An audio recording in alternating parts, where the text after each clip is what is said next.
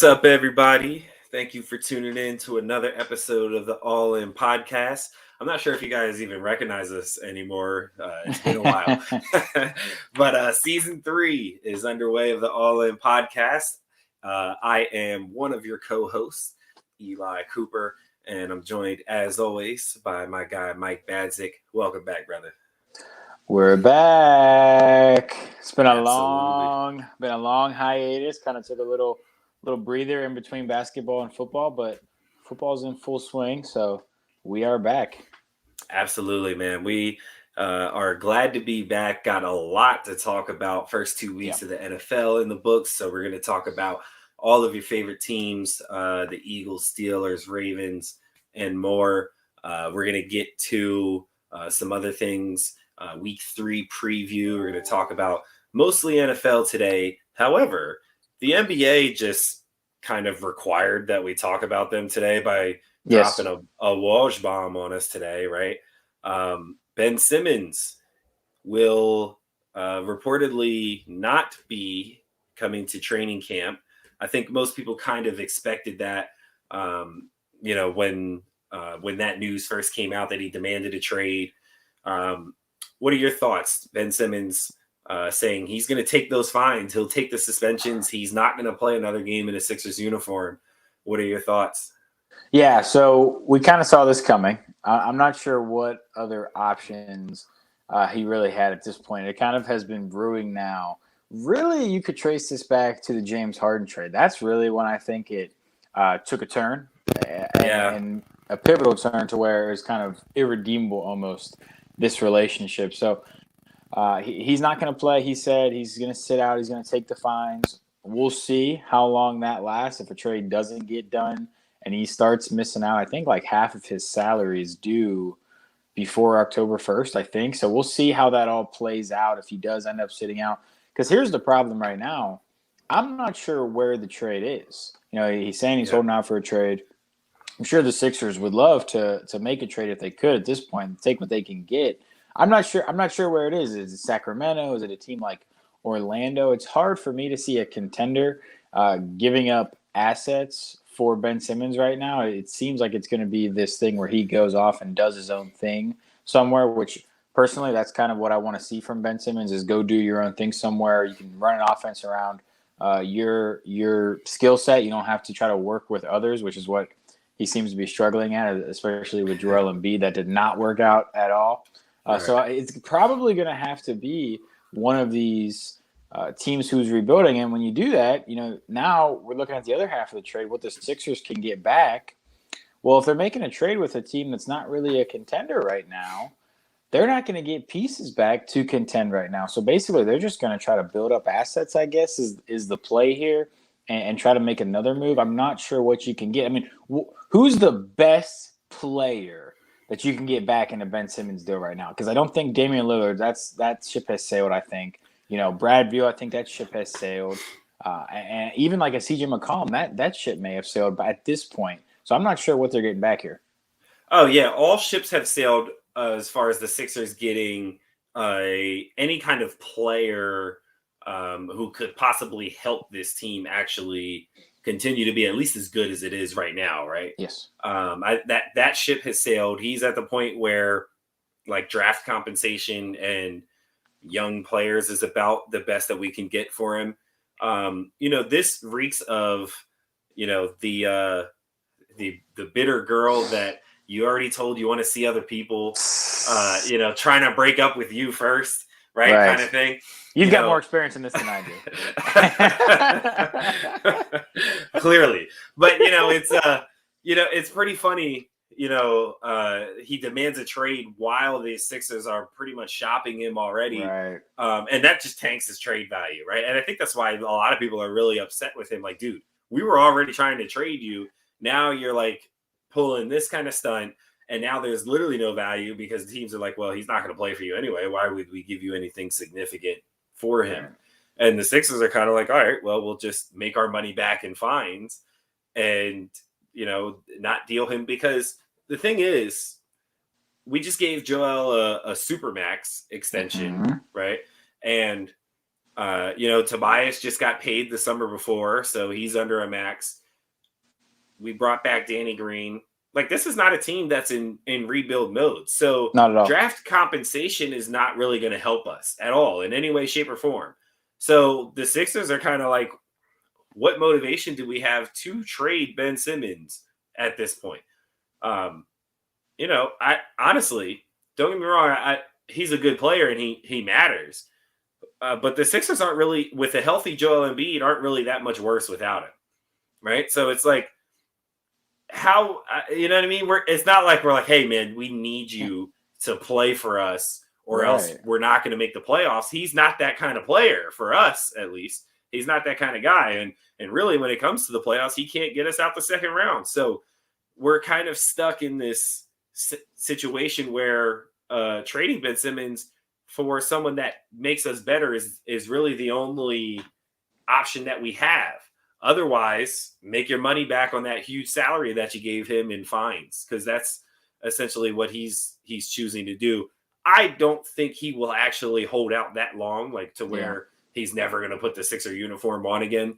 Like, honestly, I think he actually needs to play. I think that's, if he wants to get traded, I think he actually needs to play. Like, even James Harden suited up and went out there when he had his problem with the Sixers, right? He was just, very upset, but he went out there and he played and reminded everyone, like, hey, I'm still one of the best offensive players in the game.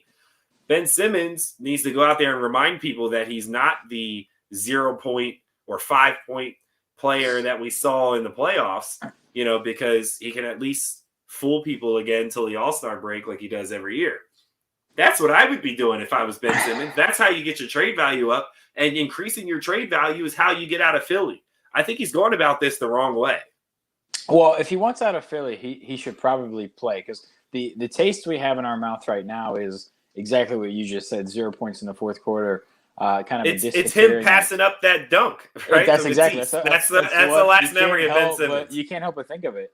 But it's like, that's also the difference. Like, you're like, when you say, when you say you're not playing for a team again, well, it's harder for them to get an offer for you, a good offer for you, one that they want to accept, because teams know that you're not going to play for them again.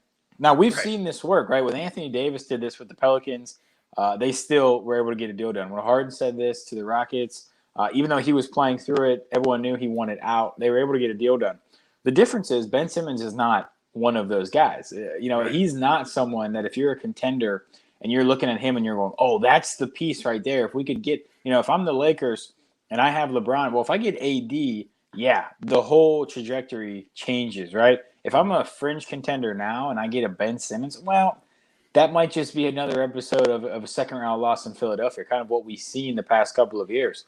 So we're looking at these contenders, who could use him as a fourth piece of a team rather than a second piece of a team. And I don't know too many contenders who have assets to give away that the Sixers are going to be interested in. So it's just it's such a weird dynamic, because here you have a team who is a legitimate contender, right? I think we would still call them a legitimate contender. And I'd say with Ben Simmons, they're a legitimate contender if he can figure some things out in the playoffs, which he's probably not going to. But a team that views himself as a contender, right? Trying to make a deal for a player who doesn't really fit.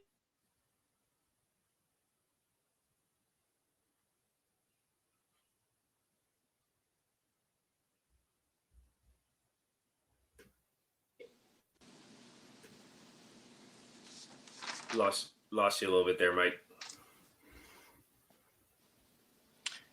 No, I was just wrapping up that point. It's just such a weird situation where you have a guy who doesn't really fit on a contender as a second best player, but who currently is one and wants out. We've just never really seen it before. Yeah, definitely. It's going to be interesting to see how this situation plays out. It's basically a game of chicken at this point. Like, who's going to cave first? And if we're being quite honest, it's Ben Simmons, right? Like, he's the one with the most to lose here. The Sixers are in the position where they could just fine him day in, day out, every day that he misses until, and granted, I know, money's probably not an issue. I'm sure he's taking care of his money pretty well. but that's a lot of money to Sure. be leaving on the table. So I highly doubt that's the route that he goes. But we'll see how it turns out. Yep. So enough of the depressing Sixers ruining my Tuesdays. And Yep. we got a little bit of football to talk about, man. 2 weeks in, and we had a A Monday lot of night football. game last night. Packers beat the Lions 35-17. The Packers, who were awful week 1 against the Saints. Aaron Rodgers was so bad. I think it's probably the worst game he's ever played in his career in week 1. And had an obvious bounce back game here against the Lions, who no one really expects to be good, but they put up a little fight early on. Packers ended up pulling away. Aaron Jones went ballistic, scored 4 touchdowns, probably saved millions of fantasy teams last night with his performance. Right. But Packers bouncing back 35-17. Do you feel a little bit better about this team, or are there still lingering concerns? Well, I think you have to feel a little bit better. Definitely better than we were feeling after week 1. This was also a really predictable result, right? So Packers, we've seen this inconsistency roller coaster now for a couple of years.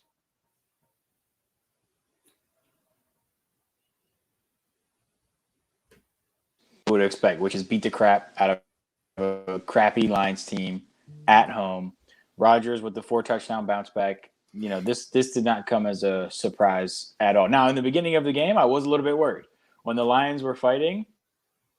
I'm checking the odds on mybookie.ag for first coach hired because it was looking like LaFleur was going to be out the door this morning if they didn't win that game. But Rodgers stepped up like we knew he would. Probably, I don't think we actually had too many concerns about what he was going to be after week 1.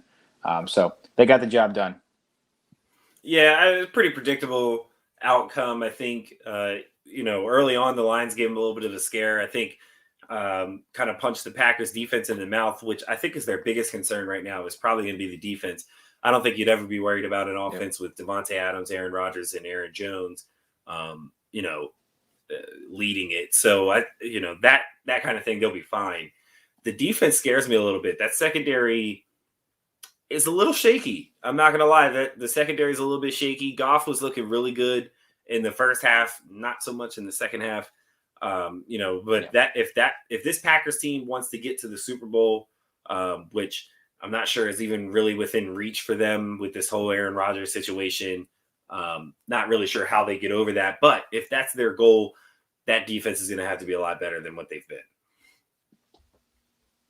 Yeah, it is going to have to be. Now the Lions offense with Goff, we saw what they were able to do in the fourth quarter against the Niners last week. So it's not like we're talking about the Davis Mills Texans here, but it was if they're going to go far, if they're going to be able to stop the Tom Brady's of the NFC, that Cowboys offense in the NFC, they're going to have to get the defense straightened out, and that's been the problem with them for a decade now.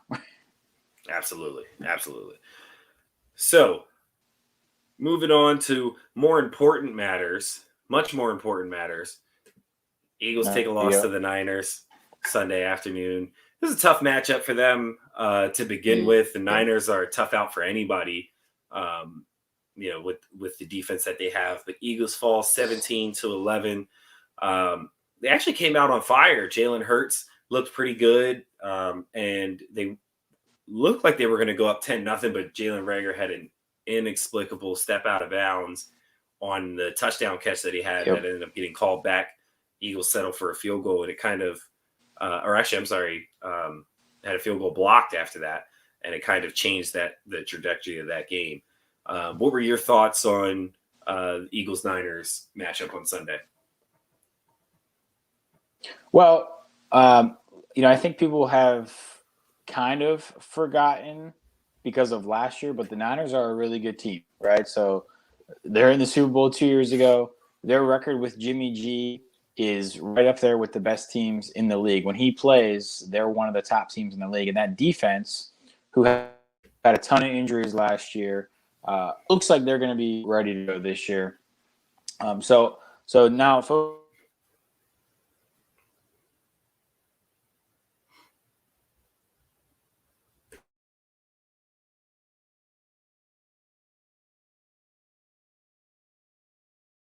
focusing on comfortable back there. He had one of the best throws I saw this week was him on his own goal line, threw it about 50 yards in the air down the sideline. It was almost to a touchdown, and then they end up settling for 3. So it's the red zone offense that seems like it's going to be more of an issue for him, and that's normal, right? For a young quarterback who's kind of limited. Maybe they're limited in hitting small spaces. The red zone is going to be an area where it's tougher. And that's what we saw here. This was the throw I was talking about on your screen right now. But I will say that Eagles defense, who was a defense I expected to be this year, and I think the Eagles came in was it $1 million under cap? They had basically dead money, which formula for games, but they had a big one win. I think that the NFC East, based on what I've seen so far, is a 2-team race, and it's the Eagles and the Cowboys. I don't think the other 2 teams are going to be able to compete, especially with Heineke at quarterback for Washington, and we haven't seen anything out of the Giants. So I think the Eagles have a real chance to win the division. Yeah, I was encouraged by the defense for sure. And actually, a lot of the reports that I was reading out of training camp was that the defense was winning most days in training camp versus the offense, which actually kind of had me concerned. But the defense has been great coming out. Only gave up 17 points to the Niners, and granted they're missing Mostert, and Ayuk is in this weird timeshare with Trent Sherfield or whatever. But this was an offense that put up 40 plus points against the Lions. Granted, it was the Lions, but this is obviously a good offense. Even despite my thoughts about Jimmy G, they're a good offense. They run the ball well, and defensively they're stout. They have an excellent defensive line, which I thought our offensive line actually held up well against for the most part. And I think as far as this team's performance on Sunday, as far as this team's performance goes from Sunday, Hurts looked really good early on. After that Quez Watkins throw, he was 8 for 11, 151 yards after that. And then that goal line stand where they failed to convert on 4th. They went for it and they didn't get any points. Tried the Philly special, right? Yeah, they did. So they didn't get any points out of that drive. And at that point is kind of where the offense started to flutter a little bit. When they did move the ball and got into the red zone, they were stagnant. They had to settle for field goals. They ended up with 1 touchdown, which was the Hurts scramble late, which kind of got them back into the game. But, I thought the 2-minute drill defense, where they gave up that wide open touchdown catch, to end the half was bad. But other than that, the defense looked great. The timing was off. Like Hurts didn't make any decisions where you're like, whoa, what is he doing? It was just kind of like he was kind of late on getting that ball out a few times. And I think when you're playing a defensive line like the Niners, they can kind of, even when they're, not getting to the quarterback, they didn't have a ton of sacks. But when they apply that, pressure, I think you can kind of force errors and mistakes that way. And that, I think that's kind of what we saw. They were good at throwing off Hurts' timing and rhythm, which was a big thing that they had in week 1 against the Falcons. Yep. So I'm not too concerned about the Eagles. Tough loss. It wasn't a game that I was really expecting us to win.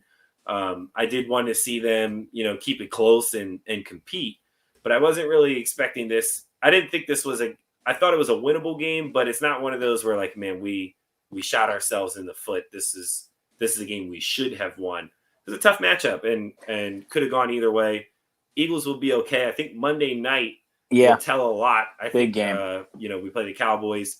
That's going to be, which we'll talk about that game a little bit later. But like you said, yes, I agree. Those are the 2 best teams in the division, in my opinion. I actually still like Washington. I'm not completely out on them winning the division, but I agree that the Eagles and the Cowboys are the 2 best teams in this division so far. And here's the other thing about that. It's a good point you bring up about the decision-making being just a half tick slow. And the 49ers are a great team for that to happen. So you can expect it because what they do is, they can get home with 4. We know about how great that D-line is. And then they'll just sit back in different zones And for a young quarterback who maybe, especially in college, he was seeing a lot of man-to-man defense, a lot of quick reads.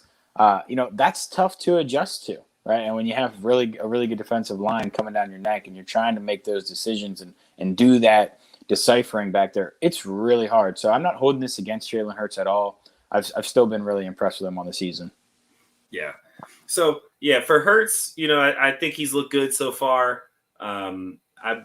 So far in 2 games, I'd probably give him like a B minus far to start the season. I thought he had an A+ against the Falcons. I was going to say, you got to take that with a grain of salt. Yeah, and he wasn't bad. He actually, he wasn't great with his arm, but he was great with his legs on Sunday. So, and that actually kind of kept us alive, especially late. And that's kind of, I think what separates him and what will keep him alive until he really learns how to pick teams apart from the pocket. It's going to be the legs. Yeah, I'm in on Hurts. I got stock. I bought stock. Me too. Lots of stock on Hurts. And I think we made the right decision. Carson Wentz did not look good against the Rams. Again, good Rams defense, but also got hurt again. Yeah. So it is what it is. Your team also took an L this week, man. Not to rub it in your face or anything, but the Raiders. We're going to talk about this? Are we talking about the Steelers on here? The Raiders. The Raiders. Yeah. Have now beaten pretty much the 2 best teams in the AFC North, right? I mean, I don't know if we throw the Browns in there. Oh, definitely won't throw the Browns in there. No. Okay, we're not throwing the Browns in there? Okay. No. Raiders, 26-17. Derek Carr's on pace to throw for 7,000 yards this season. Probably not going to happen, but he's looked really good these first 2 games. He was getting a lot of flack, actually, on that season-opening Monday night game against the Ravens. He got off to a little slow start, but then that offense woke up, and he continued his hot start against the Steelers, and they end up coming out with a win. How concerned are you about the Steelers after this one? Well, there's a couple different areas here of concern. The first thing that I think, if TJ Watt doesn't get hurt, I really do think we win this game. There was absolutely nothing our defense could do without him. There was no pressure at all. Yeah. I mean, he was basically the sole source of pressure on the quarterback for us. And when he went down, it became easy for Derek Carr because he's just standing back there picking us apart with absolutely no pressure. So I'm not as impressed with that. I'm a little more concerned about that injury, and we'll see as we go along the week here, if he's going to play or miss extended time. That would be an absolute killer. So I'm not so worried about the defense getting carved up because I think if TJ's there, that's totally different. The bigger point of concern for me right now is the quarterback position, Ben Roethlisberger. It is not looking great. It's actually looking quite bad, I would say, for him. We talked a lot about the noodle arm last year.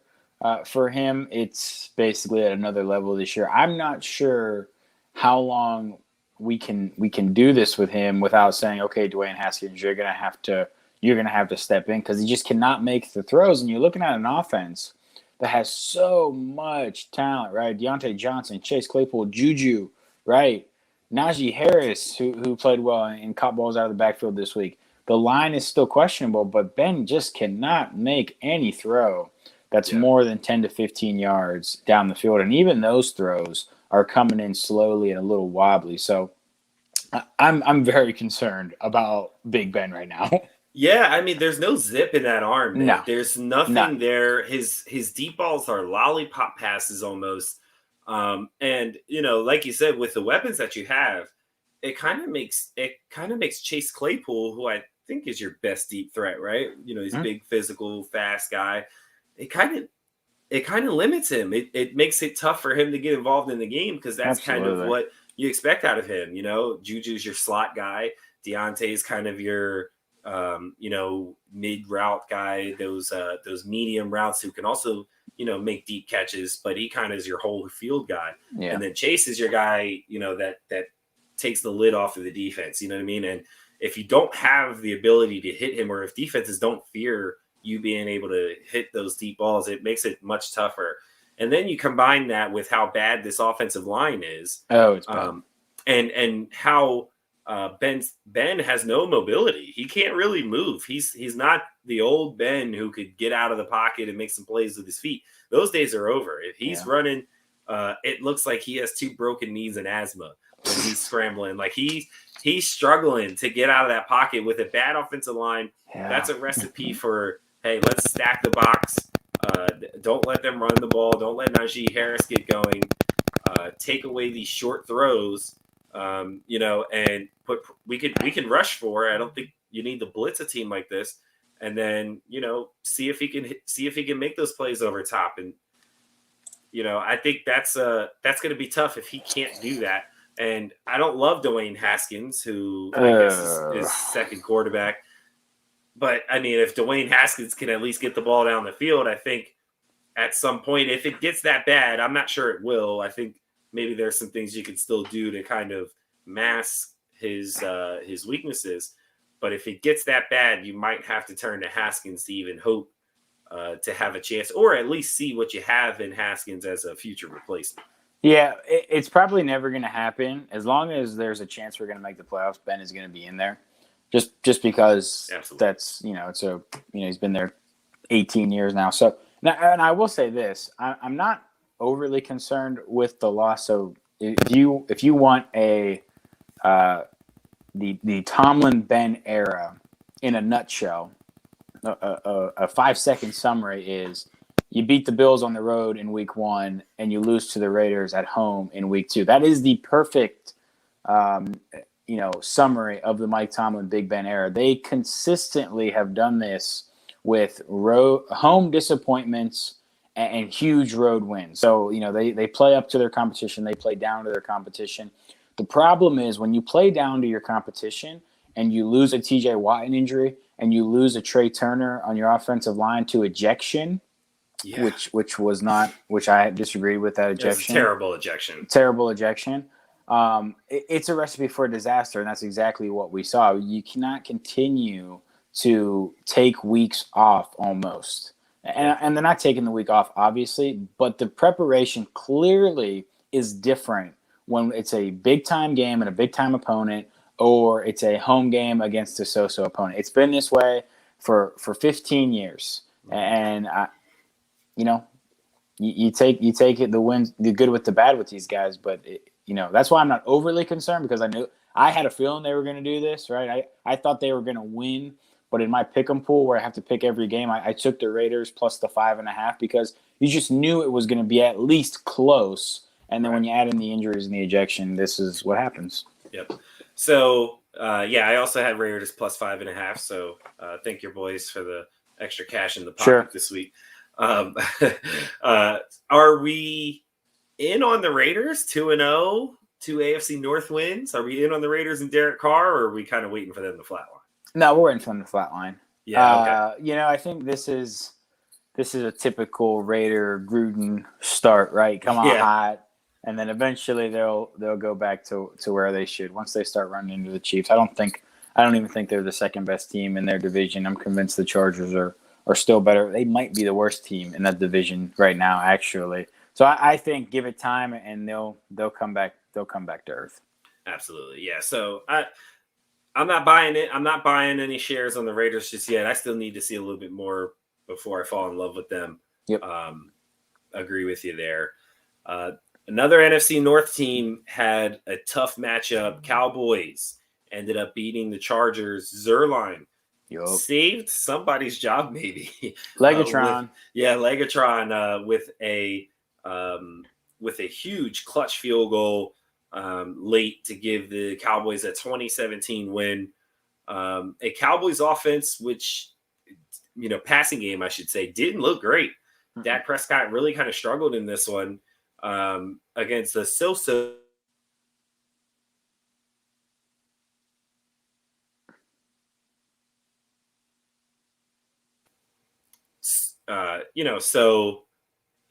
Thoughts here? Are you worried about the Cowboys and after 2 weeks sitting at 1-1? Well, I'm not worried about the Cowboys per se, especially because it's only going to take 8 and 9 to win their division probably, and I think that they're better than that now. But this is I mean, listen, this is a good win. I mean, now it was a home game for them, basically, based on the people in the crowd.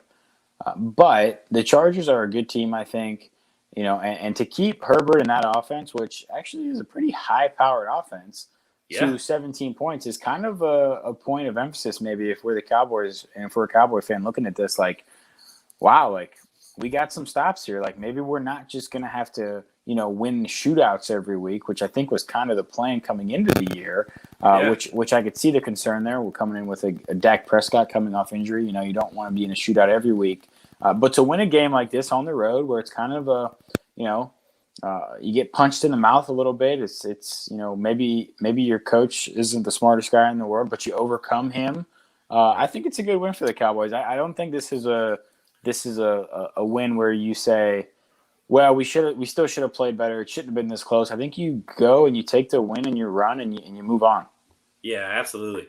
This was kind of a weird game. If I'm being quite honest, this was one where I thought it was going to be a shootout. Yeah. Two great, what we thought would be great offenses. The Cowboys were great in week one. Offensively, they were perfectly fine. Mm-hmm. I would say for the most part. Chargers offense has gotten off to a slow start. Only 20 points in week one, 17 points here in week two. Herbert hasn't been terrible, but like 2 touchdowns and 3 interceptions. Like he's not really putting the ball in the end zone. Hasn't been great, following a really good rookie season. Mm-hmm. And he wasn't spectacular in this one, 31 for 41, 338 yards. That part looks great. But 1 touchdown, 2 interceptions. So not loving the start for Justin Herbert and this Chargers offense. But I agree with your sentiment as like the Cowboys defense does look better, which they expected. Like they spent, that was their entire offseason was spent on improving this defense. And I think it's paid off a little bit so far. I don't think it's going to be a stout defense or anything like that because they're still relatively young on that side of the ball. I think Micah Parsons is an incredible talent, but still has a lot to learn. Yeah. And kind of got exposed a little bit against the Bucs, but they look really good here defensively in week 2. I don't know what happened with the clock management there at the end of the 4th before the field goal. I thought they could have got a whole extra play, maybe even 2. Yeah, they could. To get a little closer.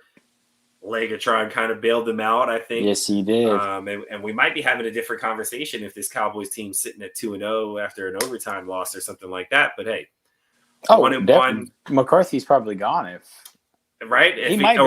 If if he's not gone, he's on the hottest seat in the league probably.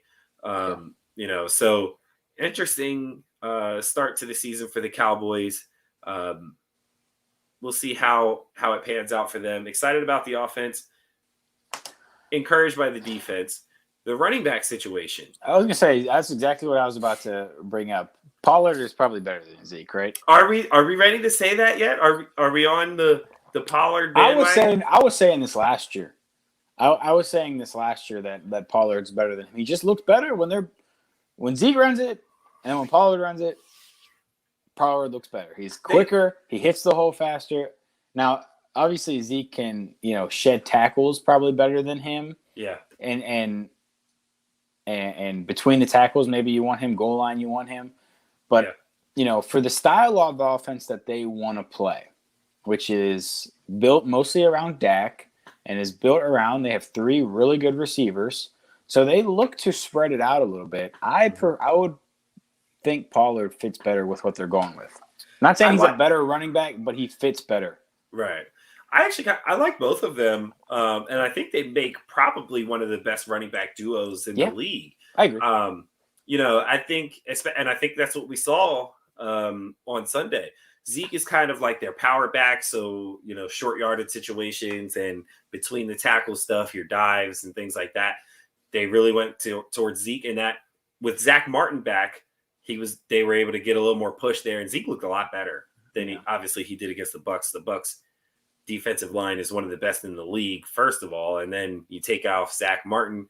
Really hard to run between the tackles when you don't have, your best offensive lineman essentially in that guard spot.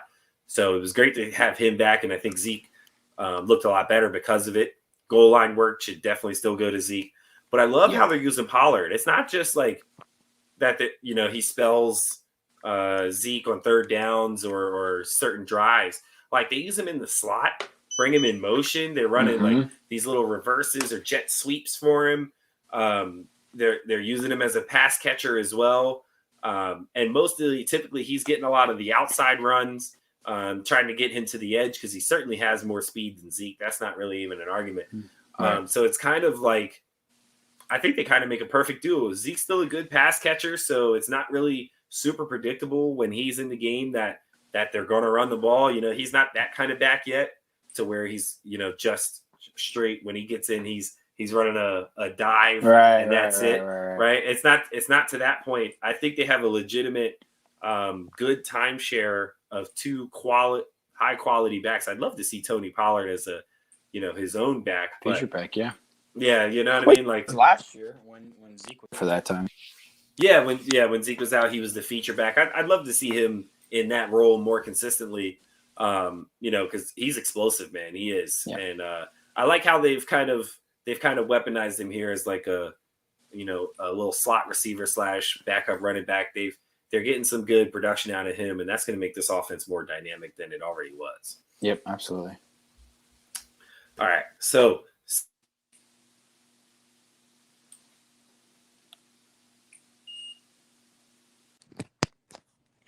that number there is wrong. They actually ended up beating the Chiefs 36-35. Yep. Chiefs had a late chance to take the lead, and a terrible Clyde Edwards-Helaire fumble pretty much ruined it. And then John Harbaugh with a gutsy call on fourth down to run with Lamar Jackson, get him the first, and pretty much seal the deal there. This was an exciting game to watch. Lamar Jackson was off to a terrible start, and then really got his legs under him, and got this offense moving, and beat the Chiefs in a shootout, which most teams cannot do. How, on a scale of 1 to 10, how impressed were you with Lamar Jackson's performance Sunday night? Well, I would say a 7.5, 8, and the only reason it's not a 9.5, 10 is because of those two interceptions in the first quarter there, Tyrann Mathieu. Yeah. Ignoring those, right, and just looking at this from really like the second quarter on, the Chiefs couldn't do anything with that guy. Yeah. I mean, and it was running and it was passing. He had the Tebow jump pass to Hollywood Brown, who I think Hollywood Brown is also kind of coming into his own finally. Yes, he is. And they're finding ways to use him, which had been a struggle for the past 2 years. So I was really impressed with Lamar. Now, you mentioned the fumble. It's kind of, one of the points of football, and part of the reason we love it so much, and part of the reason we get so frustrated as fans is because it's so fickle, right? The turnover battle, one way or the other, can end up changing seasons. And if he doesn't fumble there, the Chiefs probably go win the game, and we're probably having the same conversations about Lamar Jackson, that he can't beat these really good teams. But that's not how it went. Instead, he fumbled. It was a great play by that Ravens defender. Terrible fumble. And a huge, you mentioned ballsy, like, yeah, I would say it was pretty ballsy in your own territory to say, we're going to go for it. And the beautiful thing was he kept the ball in Lamar Jackson's hands, right? So instead of saying, which could have easily been interpreted as, if we punt it here, I don't trust we can get a stop because we've given up 35 points. You could have easily interpreted it that way. I might have interpreted it that way when the decision was made. But when you do that and you keep the ball in Lamar Jackson's hand and you go full steam ahead and you say, here,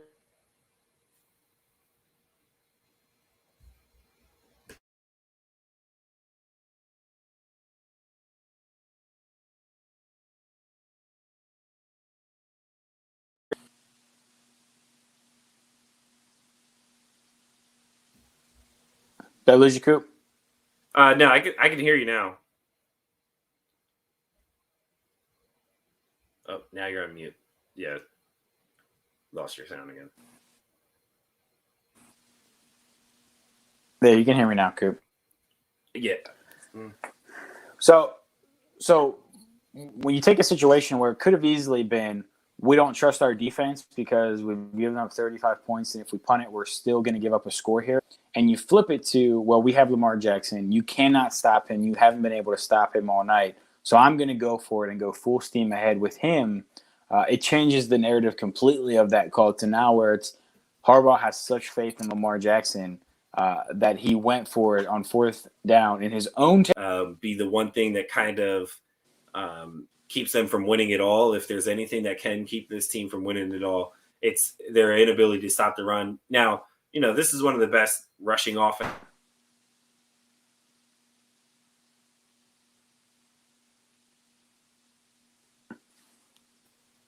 Maybe we take that with a little bit of a grain of salt, but it was definitely a concern if you're a Chiefs fan or supporter.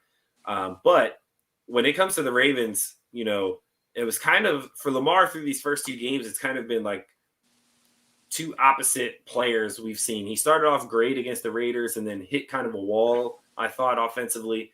This time he came out really bad through the first pick. I don't really blame him for. Sammy Watkins fell. He was still an off-target throw, but I'm not sure it's a pick if Sammy Watkins doesn't fall. And I'm not sure the throw's off target if Sammy Watkins doesn't fall.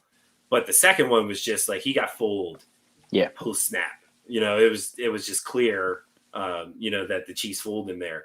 And then after that, he kind of settled in and took this game over with both his legs and his arms. He had that incredible jump pass to Hollywood, a terrible coverage breakdown, but he's, pocket collapsing on it. He just gets it out as he can. We saw all of his athleticism on display Sunday night. For the Chiefs, and that last drive that they have, this is why I'm not a big fan of settling for the field goal once you get down there, right? Like, as you can see on your screen, Clyde getting stripped. First of all, I'm not sure how he fumbled this ball. Owe barely gets a hand in there. I'm not sure there's any reason for Clyde there's no reason for Clyde to fumble here, for one. But when hands. Probably that's the only thing I can think of. But my thing is, for a guy like Mahomes to be on a roll that he was on, just that drive alone, like he was incredible the entire game. But just on that drive alone, they're moving the ball. You kind of take the ball out of his hands. To me, that's not a great idea, in my opinion. I know you're in field goal range. You don't want to turn the ball over, but I think you have a good enough quarterback, to where you can kind of say, I trust him not to make a stupid decision and we can still get a field goal from here. Obviously, we want to get a few yards, but design short passes, keep the ball in Mahomes' hands somehow, some way, to where, he's still giving you a chance to even get a touchdown maybe. That's why I'm a big proponent of, listen, play the drive out. Even when you get in the field goal range, play the drive out, try to score. And then if you don't score, then settle for your field goal because you're in field goal range. I think last night they got, I wouldn't say too cute, but they took that strategy that most people take where, they got in the field goal range. They wanted to be safe. And I think it backfired on them. And the Ravens did the exact opposite on the other end. Chiefs did a good job. They got their 3 stops, their 3 timeouts. And I think what we saw was something beautiful from John Harbaugh. After the third down stop, he takes a couple steps onto the field. He's calling Lamar. He says, do you want to go for it? And Lamar says, yes. He said, all right, let's go for it. No hesitation whatsoever. You know what I mean?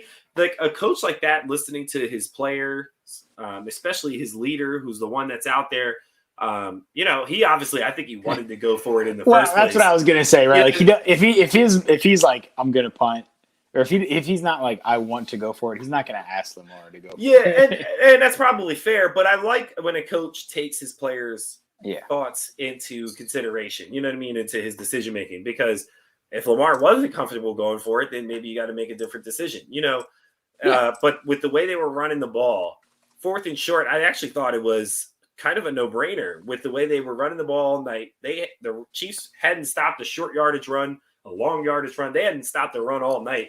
Why not put it in your best player's hands, do what you've been doing all night, and keep it out of their best player's hands? Because if you ask me, you give Mahomes a second shot to beat you or to get back into field goal range, even with no timeouts, he would have had about 50 seconds left. That's enough time, I think, for Mahomes to get them in the field goal range. They moved into field goal range in almost that amount of time before the fumble. So I don't think I'm taking the chance on Mahomes touching that thing again, because either way, he's getting back in the field goal range, whether we punt it or whether we don't convert on fourth down. That ball's getting back in the field goal range and we're losing. So put it in your best player's hands. Do what worked for you all night. And that was a recipe for success for the Ravens, who got a much needed week 2 win. They would have been in big trouble if they would have fell to 0-2 here. Oh, well, yeah, it would have been huge. Now, it's not like they would have been out of it or anything, this early, but I think they're starting to view their season a little bit differently now. This win I think is going to be huge for them, for their confidence, for who they view themselves as, this team that's kind of gotten beat up by the best teams in the league the past couple of years. Yeah. You beat the Chiefs, and suddenly you learn to respect yourself a little differently. Absolutely. So that wraps it up. Oh, one more thing before we wrap up our week 2 discussion. Biggest surprises and disappointments. Let's start with disappointments. Could be players, could be teams. Who's disappointed you the most so far in the first couple of weeks? Well, and this isn't even one player per se, but I want to talk about this entire QB class that we've seen so far. And it's only been 2 weeks, right? So I'm not writing any of these guys off. Right. But just to kind of go down the list, we've had Zach Wilson now, who has looked very Johnny Manziel-ish to me. Absolutely was just terrible this week. Maybe we should have expected that against Bill Belichick. He always kills rookie QBs. He doesn't always kill them like this, but he always kills rookie QBs. So he hasn't looked great. Lawrence, who, I cut him some slack this week because he was in a monsoon basically down there in Jacksonville. The arm strength didn't seem to be there. Again, it was in a monsoon, so I'm not totally writing him off. But it hasn't been what we thought anyway. Mac Jones has probably looked the best, but he's mostly just playing game manager. He's not doing anything spectacular. You could watch the highlight reel from the Patriots game. You could watch the 15-minute extended highlights that NFL does on YouTube, and you might see 1 or 2 Mac Jones throws. He's not really, doing anything. And then Justin Fields is kind of the biggest question mark here for me, because I honestly think he's looked the best when he came in for Andy Dalton this week. He looked like he knew how to throw a football better than any of the other rookies did. So maybe he will. But I'm still a little bit concerned with this rookie class so far. I agree. Trevor Lawrence was on my biggest disappointments list. There you go. For someone who was supposed to be like the best prospects since Peyton Manning and Andrew Luck, he has not lived up to it. And, it's only 2 weeks in, so I'm not going to call him a bust. And also he's playing for Urban Meyer, who I'm not sure is an NFL head coach. If I'm being quite honest, I'm not sure he's built for this. Yeah. Whatever. We'll talk about him later, right. But on another day. But he hasn't really popped. I mean, there hasn't been moments where I'm like, wow, like, he's struggling, but like that guy is the next generational talent at the position. You know what I mean? Like, he has not. Through preseason or regular season, he has not shown me that. He hasn't wowed me yet. For someone who had such high praise. And, I have to wonder what's kind of causing that. You can kind of blame Urban Meyer if you want, but even with that, I think you still have to have some question marks about Trevor Lawrence. I never loved Zach Wilson. No. And he looks worse than Sam Darnold looked with the Jets, which that was my thing. I was like, listen, it's not that I hate Zach Wilson. My question was, if you're moving on from Sam Darnold, who was the number 3 pick just a couple of years ago, is he that much better than Sam Darnold? Like, are we sure? Because I'm not. Well, it was one of the weirdest draft processes ever, because the whole year it was Lawrence and Fields. Yeah. And then just one day it was like, Jets minds are made up. Number 2, they're going Wilson. And we just all accepted it. And we're like, okay, why? Yeah, and I don't think we question that enough. Like, I think Fields and Lance were better prospects than Sam Darnold. Bare minimum, you could say those guys have much more upside than Sam Darnold.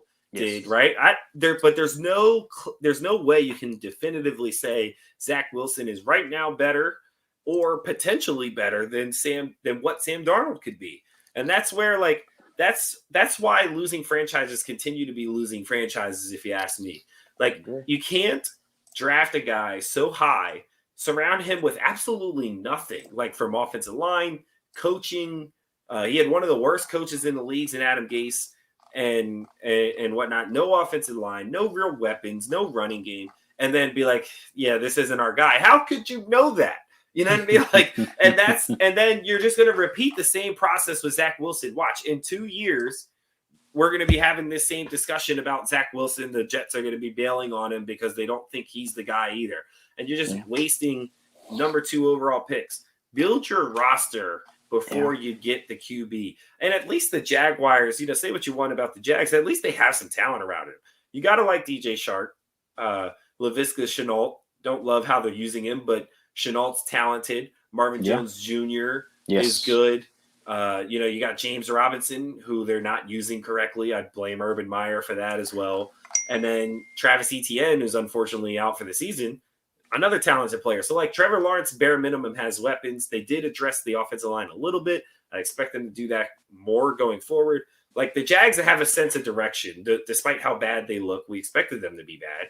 Yeah. But they have some sense of direction. The Jets are just repeating the same cycle of garbage that they put Sam Darnold through. And Sam Darnold now is looking pretty good in Carolina. We've had our own debates about him. He's coming up here, buddy.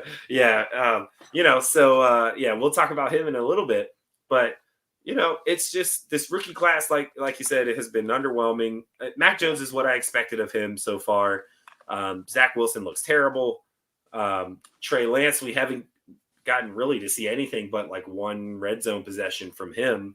Mm-hmm. Justin Fields came in relief. He looked okay. Like, he looked good, but like numbers didn't stand out. I'd like to see him as a full game as a starter, which we might get to see this week on Thursday when they play the Texans. I would love to see Justin Fields get an opportunity there, but we'll see how. Or I'm sorry, they play Sunday.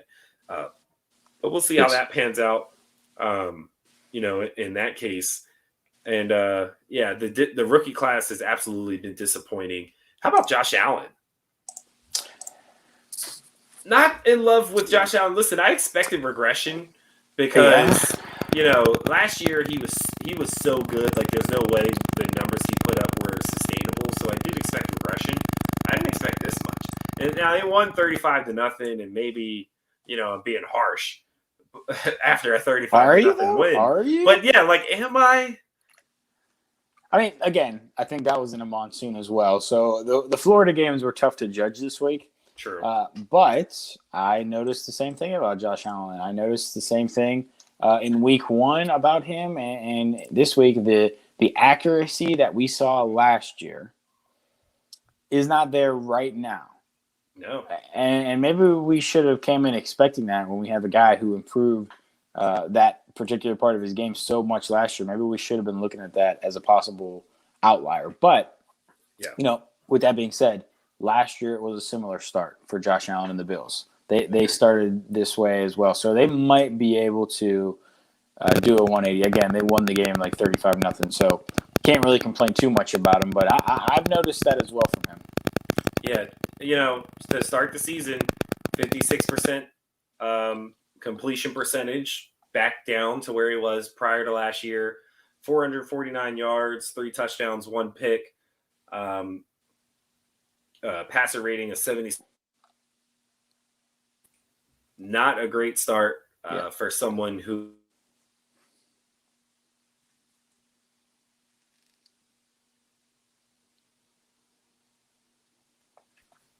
I did expect a little bit of regression, but we'll see.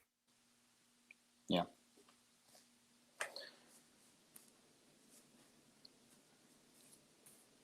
On this season.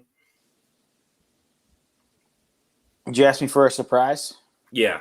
Any surprises this year so far? I wanted to bring up Sam Darnold, and mostly this just has to do with how he played this week against the Saints. It wasn't like he was throwing dots down the field or anything. But he played really well. He controlled that game from start to finish. And the Panthers did something that they haven't done in quite some time, and that was really handle the Saints. So now you're looking at the Panthers, who are 2-0. Kind of a surprise team so far. I don't know how this is, I don't think that this is a playoff team per se, but if McCaffrey stays healthy and if Darnold keeps playing the way he does, I really like Matt Rule's system. It seems like he's got really good guys in there. Another team that spent money on defense this year, understood where the needs were and tried to address it. So I don't think this is a team that ends up in the playoffs or winning that division over Tampa, certainly not. But it's been really nice to see Sam Darnold perform well after all those miserable years in New York. Yep, and this is precisely why you put some talent around a QB before you judge him. Sure. And he's looked good, not great, but good, very good. Okay. He has plenty of weapons. It's not a super tough job to get the ball to DJ Moore, Robbie Anderson, and Terrace Marshall Jr., Christian McCaffrey. Good guys. Yeah, you know what I mean? He's got plenty of weapons surrounding him. They got a good offensive line. Maybe you get him a better defense, and then you're looking at a playoff contending team. But Panthers definitely trending in the right direction. Well, if nothing else, we've learned that he's definitely better than Teddy Bridgewater. I don't know about that. Teddy's been great these first couple of weeks. We're going to have that debate on here one day. Maybe next week we'll have that debate. But they both have looked good so far. Well, yeah. It's the numbers wise they're very close. Is it close? Very close. Yeah. Okay. All right. So that's enough. That covers.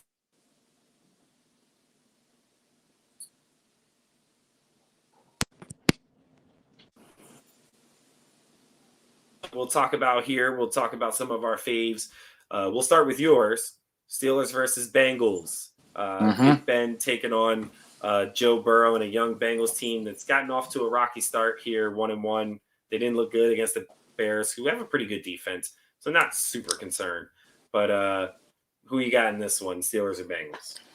I got the Steelers. I think it's a similar story for Joe Burrow and that offense against the Steelers defense. Assuming TJ Watt is there, that's going to be huge.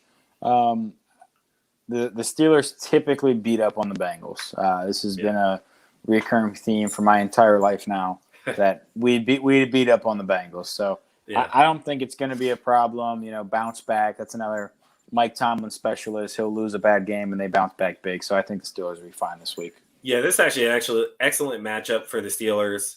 Bad offensive line, so a healthy TJ Watt will probably have a field day. A little concerned about Joe Burrow, if I'm being honest, coming off a knee injury. But the Bengals offense has looked good for the most part, other than most of this second week. They've got 3 stud young-ish, as far as Tyler Boyd's concerned, but 3 good receivers. So I think this Bengals team has a lot of upside. They're not ready to beat the Steelers team yet. I don't think they quite have all the pieces. I think it'll be a rough game for the Bengals, probably double-digit win for the Steelers here. I'm going to take the Steelers as well. Battle of the Undefeateds. Tampa Bay versus Los Angeles. Matt Stafford probably gets his first real test as the Rams' new QB. Who are you taking in this one? I'm going with Tampa here because I think that defense is still better than the Rams, although this might be the battle of the 2 best defenses and 2 best teams in the NFC. This will probably be the game of the week, right? This has to be the game that everyone's going to be watching because probably getting possibly an NFC championship preview here. Stafford has looked good. He's kind of slid right in with what they expected out of him and the Goff upgrade that they needed. But Tom Brady's the best quarterback in the league right now. I don't know if anybody's noticing the 44-year-old is about to go win an MVP. I got the Bucs here still. I think they're going to be really tough to beat this year. Yeah, I'm still taking the Bucs. I think this will be the first time that the Rams see a little chink in their armor offensively. I think they've looked great, and I think if Darrell Henderson's out, that's probably I think that makes their chances a little bit worse. Not that I super love Darrell Henderson, but Sony Michel, I don't think is fully caught up on the offense and the playbook. So I don't think he's really ready to be their feature back for a full game. So we'll see what happens with Darrell Henderson, because that could be a pretty big factor. Also, the Rams like to play off of the run. They like to run and then get their play action game going. Buccaneers are one of the worst teams to run against. That's one of the toughest front sevens in the league, probably the toughest front seven in the league. So it's going to be interesting to see what happens when Matt Stafford has to throw it a lot for the first time in a new, system. So we'll see, how that goes. I'm taking the Bucs as well. I think it's going to be really close, though. I think this is going to be a good one, but I'm going to take the Bucs probably by a field goal. Reports of Matt Stafford being racist. Your thoughts? I did not see those reports. Oh, yeah, he threw to Cooper Kupp like 15 times. He doesn't throw to Robert Woods anymore. Yo, you know what? You have problems, my friend. Listen. I'm like, what? Listen, this is like, I'm on Twitter all the time. Mike's not even on Twitter. If there were ever a place to find that information, it'd be right. 17-year-old tweets from Matt Stafford. Good one. Listen, Cooper Kupp looks incredible. Yeah, he's good. Well, he was the best receiver on that team before he got hurt in 2019. Yeah, he's been their best receiver. They're like scheming to get him open now, like to the point where like they're making him like the focal point of the offense. So maybe McVay's the racist. Yeah, Robert Woods is not being phased out, but like he doesn't seem to have as big as a role as he used to. I also kind of like their rotation of Van Jefferson and Deshaun Jackson, giving them some deep threats. That offense looks good though, and Cooper Kupp. He's the reason I lost to Crystal in fantasy this week. I'm not super happy with him, but I guess he went crazy. Yeah. Last but certainly not least, Monday Night Football Showdown. 2 NFC East rivals, my Eagles, Bird Gang, versus the Cowgirls. This is an easy one, right? Eagles by 20, 30, maybe. Yeah, 25. So this is a really good one for us because we're both united for this hate for the Cowboys, right? Steeler fan, Eagles fan. We both hate the Cowboys, and I cheer for the Eagles as well, kind of as like a second team. This is in Dallas? In Dallas, yep. Yeah, I think the Cowboys win this one. If it was in Philly, I'd probably take the Eagles. I think that it's going to be that type of a matchup for these two this year. But I think this is the NFC East competition right now. It's Eagles, Cowboys, and they're probably going to split their matchup, the home team winning both times. So I'm going to say Cowboys by a field goal to a touchdown. 1-score game, though. Oh, yeah, it's going to be a close one. I actually think it's going to be a shootout as well. I'm going to take the Eagles, though. And okay. I'm shocked.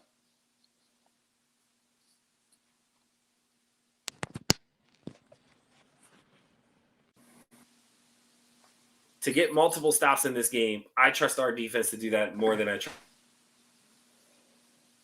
Yeah.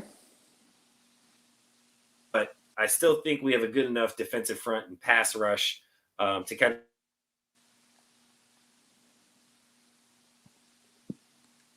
of will play a huge part.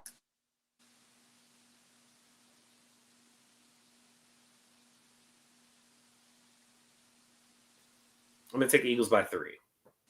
Okay. I can respect that. I'm not surprised at all that you're taking the Eagles. But I think that they can do it. I think that you mentioned the defense. Like, it's been pretty impressive so far. So, yeah. Good Monday Night Football matchup. Agreed. That one will be a good one. All right. So, to close out today's show, you want to go rapid fire, pick them week 3?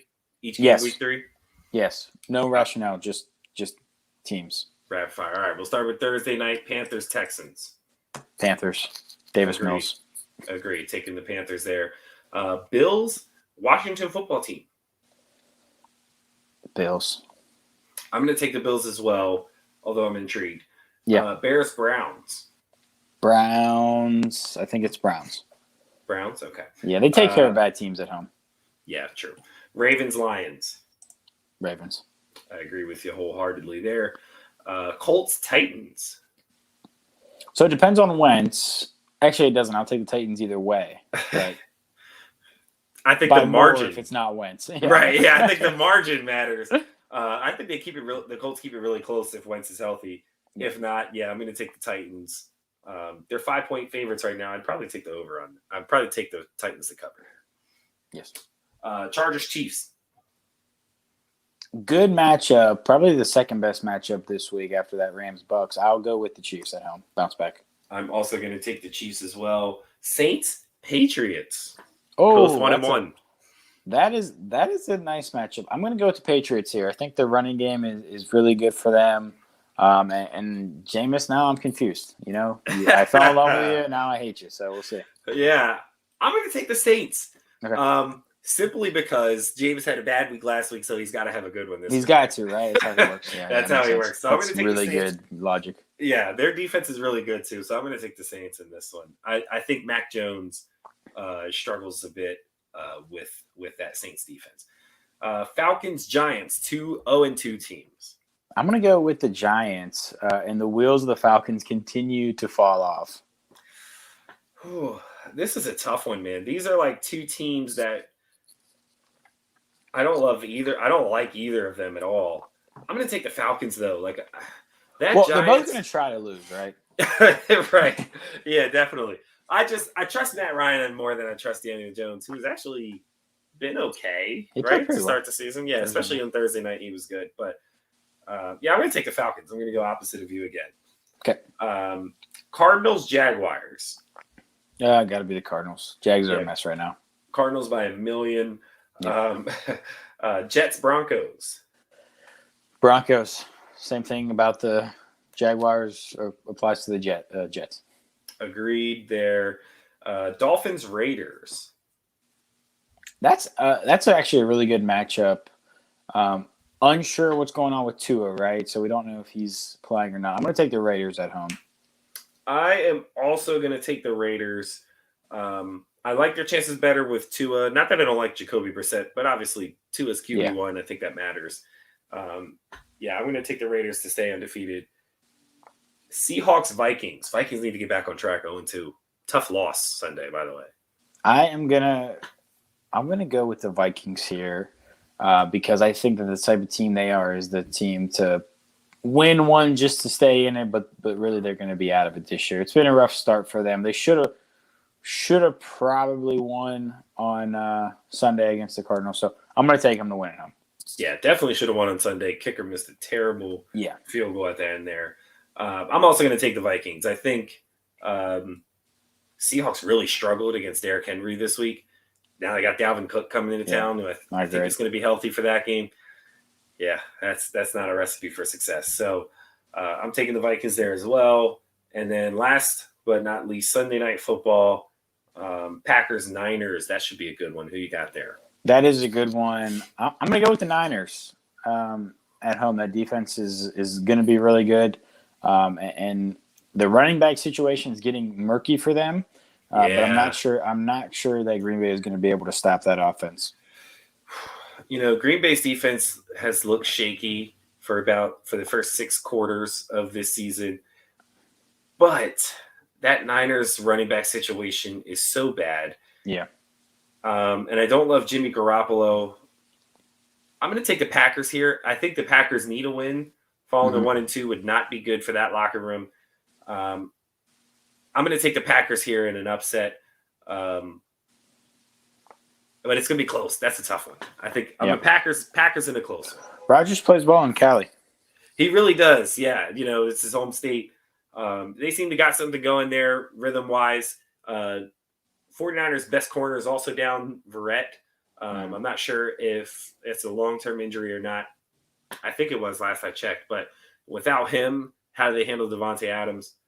So yeah, I'm gonna go with the Packers in that one. I think they keep their streak going a little bit. Cool. All right. Well, guys, we appreciate you tuning in to our season 3 debut. This is episode 73 of the All In podcast. Back at it once again. Hey guys, don't forget you can follow us on all social media. For Twitter, we're at all_in_pod. It's just All In Network on Instagram and Facebook. And don't forget to hit that subscribe button if you've been watching us on YouTube, or if you are listening to the audio podcast. Make sure you head over to YouTube, youtube.com/allinnetwork, and subscribe to our channel. And make sure you guys turn on post notifications. Yes. That way you know when we go live, when new episodes post. So make sure you guys get those turned on. But make sure you follow us on Twitter as well. This week we'll be doing a little game or week 3 pick'em, kind of like me and Mike just did here on the show. We'll be running some polls, have some fun voting in those, and see who gets the best results. Also, All In Politics just dropped a new episode last week, their season 3 debut.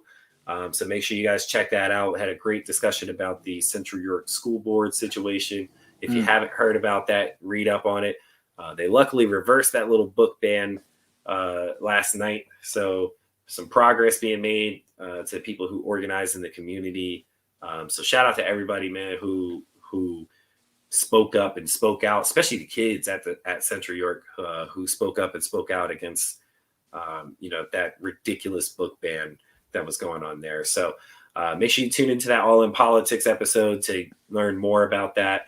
But once again, thank you guys so much for tuning in to another episode. Signing off, Mike.